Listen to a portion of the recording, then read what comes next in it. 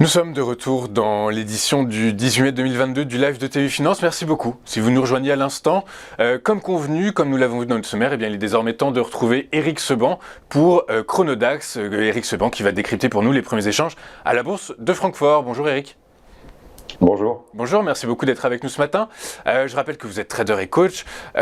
En compte propre, à votre compte, Eric, est-ce qu'on assiste à un début de reprise sur le DAX et est-ce que par polarité, les 14 800 points qui étaient support il y a plusieurs séances sont devenus résistance? Alors, à la première question, c'est un peu tôt pour le dire. Bien sûr, évidemment, quand on regarde la progression du prix depuis jeudi, on pourrait le penser, mais nous sommes actuellement juste sous une zone de résistance. Alors, en plein au milieu, l'ouverture de ce matin, c'est en plein milieu de cette zone.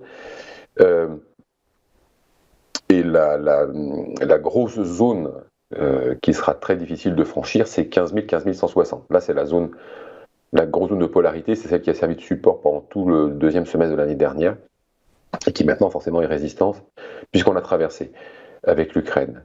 Donc, ce qu'il faut décoder, parce que depuis une semaine, il s'est quand même passé pas mal de choses. Mercredi dernier, je vous disais l'importance de rester au-dessus de 13 600 à la fin de la semaine,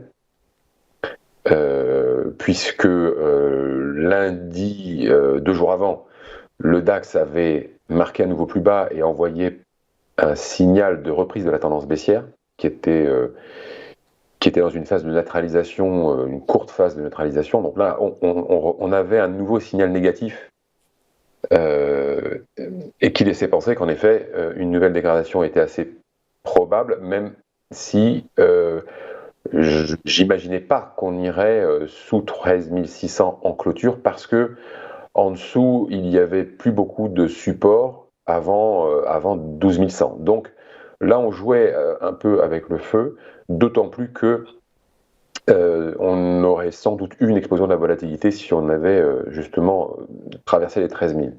Donc c'était vraiment la zone à préserver. Elle a été préservée. Mercredi, la séance s'est déroulée avec de l'hésitation, mais on a terminé au-dessus. Et puis jeudi, vendredi, 400 points de reprise avec une bougie vendredi qui est assez significative. Là, c'est une bougie pleine, hausse sans discontinuer du début à la fin de la séance. Et puis, donc, on a préservé 13 600 largement. On s'est éloigné de cette zone de danger. Depuis lundi, c'est une poursuite de ce rebond. Alors, évidemment, ça peut laisser penser qu'on peut encore monter davantage, mais la question, c'est surtout monter avec quoi? Parce que là, on est sous une zone de résistance. En tout cas, hier, on s'est arrêté sous la zone de résistance. Ce matin, on ouvre en plein milieu. Et puis, on se maintient encore dedans pour le moment. Et bien sûr, là maintenant, franchement, c'est stop ou encore. C'est-à-dire que soit on franchit cette zone et puis celle qui est juste au-dessus à 13 430, voilà, à peu près 13 430, 80. Si on passe au-dessus, on a encore un petit peu de place pour monter davantage.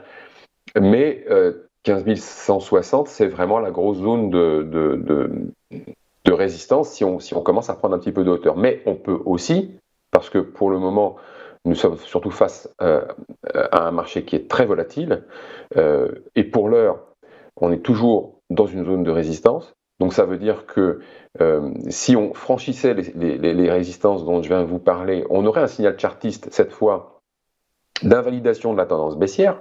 Donc c'est pas rien, parce que la semaine dernière, c'était phase de neutralisation, on en sort par le bas, nouvelle dégradation, et puis 5 séances plus tard, on se retrouve au bord d'un signal d'achat.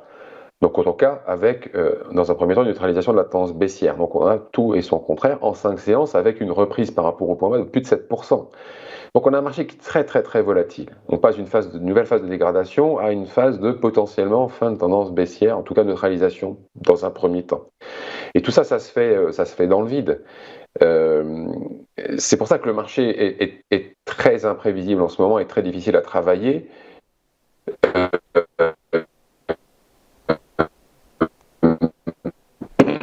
Première donnée d'aujourd'hui, mais on a quand même pas mal baissé en termes de volatilité. Il faut dire qu'on vient de loin quand même, mais c'est normal parce que le marché rebondit, mais il y a quand même encore beaucoup de méfiance sur le marché. on a une reprise, certes, mais elle se fait dans le vide. Elle se fait parce qu'il n'y a pas de densité, parce que les gérants sont toujours en retrait, comme c'est le cas depuis déjà un bon moment. Donc, quand on n'a pas beaucoup de monde et que on a une volatilité élevée, manque de densité plus volatilité élevée, on a les ingrédients pour justement des mouvements qui se font et se défont dans le vide très rapidement avec de l'amplitude. Donc, est-ce que c'est le début de quelque chose? Peut-être, mais il va falloir déjà prendre un petit peu plus de hauteur, s'affranchir des premières résistances pour envisager en effet déjà une neutralisation de la tendance baissière et potentiellement davantage, sachant qu'on a quand même un gros plafond au-dessus avec 15 000, 15 160 et que pour le franchir, c'est toujours pareil, il faut se demander d'où viendra le carburant, de quelles nouvelles viendra les décisions d'acheter cette fois-ci avec un peu plus de conviction, parce que pour l'instant la conviction elle est très absente, elle est plutôt elle est plutôt remplacée par la contrainte, c'est-à-dire on a évidemment des mouvements qui se font et se défont sur des contraintes techniques, sur des obligations de faire quelque chose, plus que c'est des envies de faire des choses. Donc c'est vraiment un marché de spéculation. Et franchement, le niveau d'incertitude, il est très élevé. C'est-à-dire que si vous n'êtes pas, si c'est pas votre activité professionnelle, n'allez pas dans ce marché. Parce qu'évidemment, quand on regarde le graphique, on peut se dire ah j'ai raté des beaux rebonds, j'ai raté des opportunités de gagner de l'argent. Mais ça, c'est un leurre total. La réalité, c'est que ce qui se passe en ce moment, c'est totalement imprévisible, même pour des pros. Donc, et en plus, même si vous faites le pari que ça pourrait, parce qu'évidemment, ça reste une probabilité, elle est faible. Parce que le marché, quand il envoie un signal baissier, acheter quand le marché baisse, non. Alors, je dirais une baisse modérée, oui, mais pas là où on était. Et puis, c'est très facile de constater après qu'en effet, il y a eu un beau rebond. La vérité, c'est que même si vous avez les connaissances pour envisager et déterminer les niveaux de rebond, vous n'y allez pas, parce que le contexte vous dit de ne pas y aller. Donc, attention à posteriori à l'impression qu'on a raté des choses, le marché est très imprévisible, la volatilité est élevée, c'est la spéculation qui domine les échanges, c'est pas l'intérêt. Tout peut se faire et tout son contraire dans la même journée ou en tout cas en quelques séances, on peut avoir des grosses variations et se retrouver à l'envers. Donc si on n'est pas aguerri, si on n'a pas vraiment beaucoup d'expérience, c'est pas un marché dans lequel il faut mettre les pieds en ce moment. Il faut rester au contraire beaucoup plus prudent qu'à l'habitude. Mais alors dans ces cas-là, vous conseillez quoi à nos internautes et spectateurs d'aller trader des indices qui sont plus lisibles où l'impact des variables, qu'elles soient macro, géopolitiques, micro, sont plus évidentes? On peut penser actuellement au Nasdaq, le Nasdaq qui peut être un terrain de jeu assez intéressant pour les traders. Est-ce qu'il faut mettre de côté finalement le DAX aujourd'hui et aller trader d'autres indices, Eric?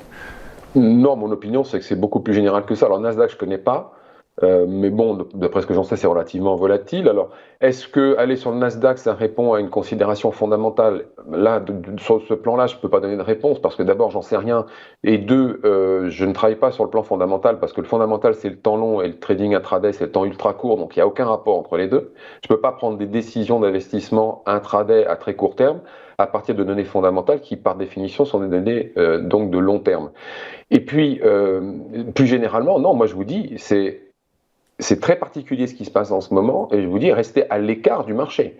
Si ce n'est pas votre métier, si vous n'êtes pas contraint d'investir, restez à l'écart, absolument, parce que c'est très très difficile de négocier le marché aujourd'hui.